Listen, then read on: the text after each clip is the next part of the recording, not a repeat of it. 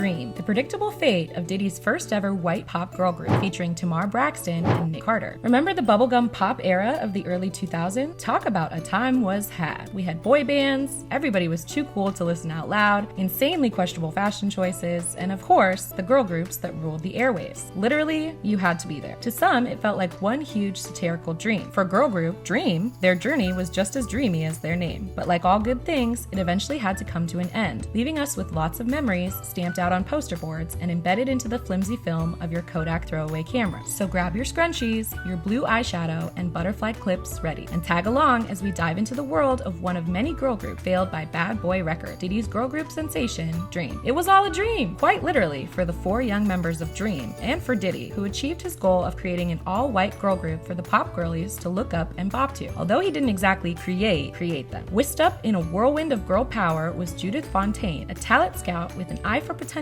and a heart for harmony. When Judith stumbled upon Ashley, Holly, Melissa, and Alex, who'd make up her creation of the perfect girl group for the youth, she knew she had found something special in the 4 youngins scouted. They had the talent, determination, and synergy to take on the pop music world. Fontaine was instrumental in nurturing and providing the girls with the opportunities to shine under the spotlight. In 1998, at the age of 13, Ashley Poole came across a television commercial searching for actresses. The commercial displayed the number 1-800, and Ashley decided to call, booking her own audition. Although she wasn't selected for the acting job, she was already in the building, so they suggested she audition for Debbie Fontaine, Judith Fontaine's daughter. That evening, Debbie was holding auditions for a girl group to debut under her own label, Clockwork Entertainment, and she was impressed by Ashley during her audition. Joining her were 13-year-old Holly Blake Arnstein, 14-year-old Melissa Schumann, and 13-year-old Alex Chester. They began recording under the name First Warning and recorded demos for songs like Baby Miss You and Do You Wanna Dance. However, before the group could even debut, Alex was eventually replaced by 13-year-old Diana Ortiz. According to a blog entry written by Alex in 2017, they were asked to sign a recording contract without having their lawyers review it, but Alex's mom was not willing to accept those terms. Vincent Herbert and Kenny Burns were the producers in the mix, working their magic at the time. But here's the gag. Allegedly, Vincent got a case of his own motives and ended up betraying the entire group, snaking them away from Debbie and taking over as their manager. According to Alex, Vincent Hebert was a toxic mess, causing drama left and right. He'd talk negatively about one girl to the other, stirring up conflict and spreading negative energy. And now that we know what we know about Vincent's now ex-wife Tamar Braxton being fired from the long-running daytime talk show The Real, I'd be lying if I was saying I wasn't a tad suspicious. Talk show co-host Lonnie Love even name-dropped Vincent during an interview for spreading false rumors about the other lady. Tamar would go on to call out Dream Group mate Melissa Schumann after Melissa came out years later, reiterating Alice's claims. With the quickness, Tamar jumped on the social media battleground, throwing shade on Melissa for her previous statement. Tamar, adopting her signature sassy tone, questioned Melissa's motives and credibility, and basically told old girl to find someone safe to play with. The feud was stoked higher, with fans from both sides jumping into the fray. Despite the drama, producer Kenny Burns didn't let the turmoil deter him. He and Vincent practically swiped Dream from under Debbie Fontaine's grasp. He put in his best efforts to salvage the group's fading dreams. He managed to secure them an audition with none other than Sean Diddy Combs. This was no small achievement, as Diddy was the hottest thing around at the time, and well known for his discerning taste and talent. After a nerve-wracking performance in front of the hip-hop mogul, the girls were both shocked and overjoyed to find out that they were going to be the first white artists signed to Bad Boy Records. Let's not forget that Bad Boy Records was known for its roster of predominantly black artists, so this was truly history in the making, even if it did last all of 5 seconds. Working with one of the biggest moguls in music is a major milestone for anyone, let alone for California Girl. But unlike their trendy blue shimmery eyeshadow, not everything that glitters is gold or blue. Alex Chester, an original member, revealed her grueling experience working long 12-hour days. She was forced to follow an extreme diet and exercise regimen, running 6 miles daily in addition to dancing for 4 to 8 hours. Her calorie intake was constantly monitored, her waist size scrutinized, and her weight recounted daily. Any weight gain meant working even harder and eating less. Fortunately, just as the dream was about to take off, Alex decided to get out. The producers wanted the group to sign a recording contract without allowing their lawyers to review it. Alex's mom, rightfully so, refused to let her 15-year-old daughter make such a foolish decision. Faced with an ultimatum, Alex said miss her with the slave contract and chose to ditch. Just as Dream was ascending the pop music Olympus, they released their breakout single, He Loves You Not. The song was an overnight sensation, debuting at a staggering number 2 on the Billboard Hot 100. The girls cracked the code that had only been unlocked by boy groups like the Backstreet Boys and NSYNC, who Dream were evidently inspired by. They had found the rhythm. Their success was so close they could almost touch it. But there was one obstacle in their path, one giant they couldn't topple: Beyonce, Giselle, Noel, Carter. More in particular,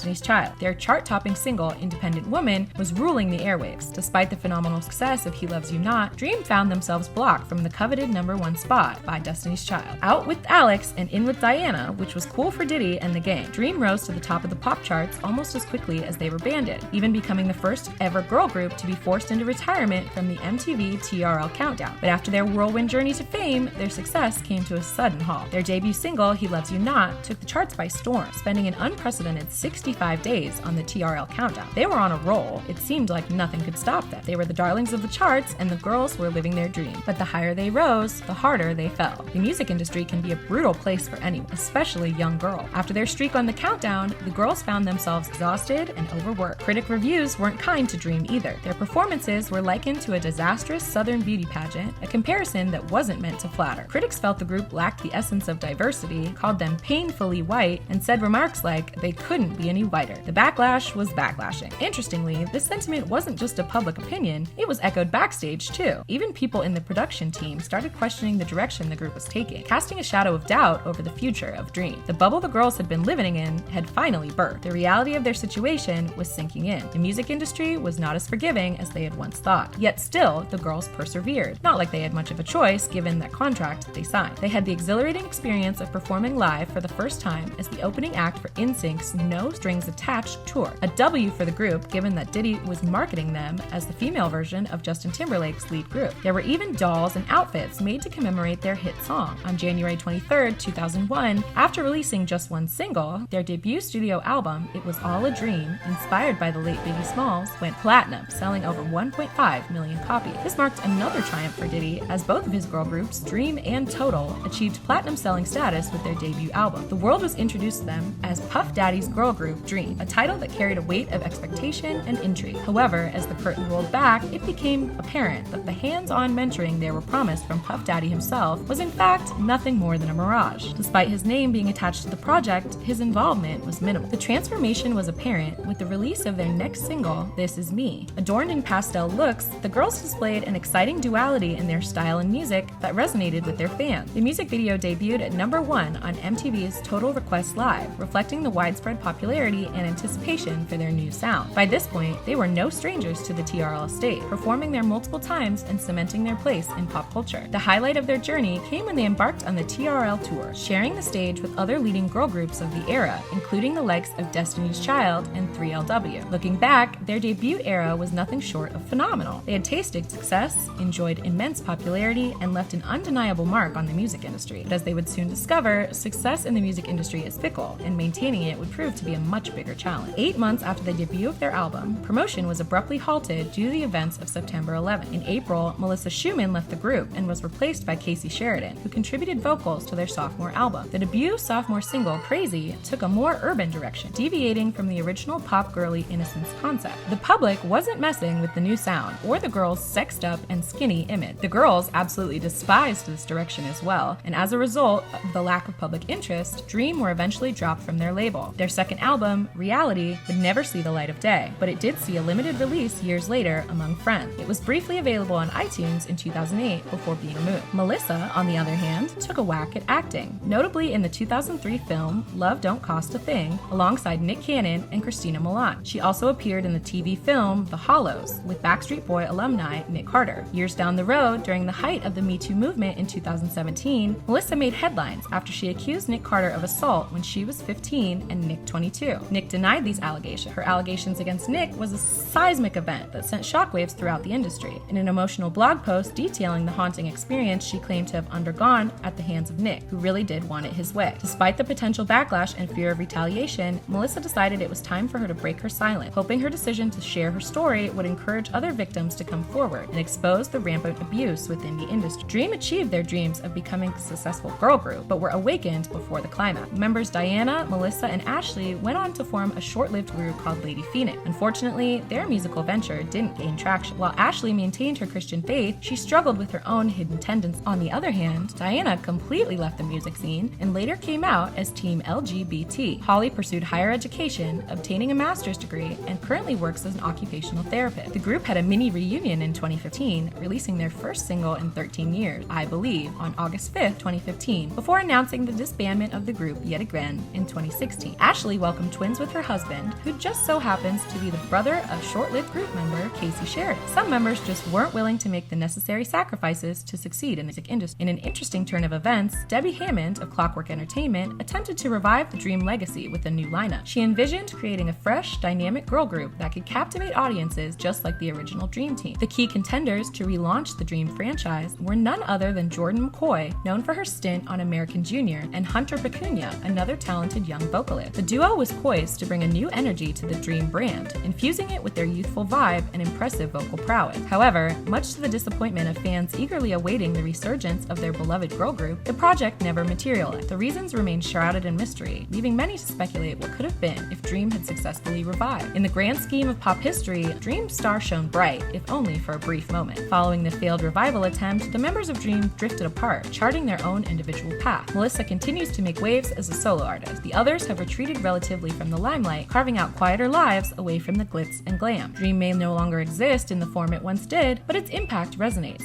Its legacy immortalized in the minds of those who remember the sweet harmonies of He Loves You Not. Just like a dream, the group was fleeting, a temporary escape from reality, but left an indelible mark that continues to echo in the annals of pop culture. Do you think Dream could have been bigger than what they were? Or do you think their shot at fame was always destined to be minuscule? Whether Diddy, I Make the Band just to disband it, was involved or not? Let us know your thoughts and opinions down below in the comment, and stay tuned for more True Celebrity Stories.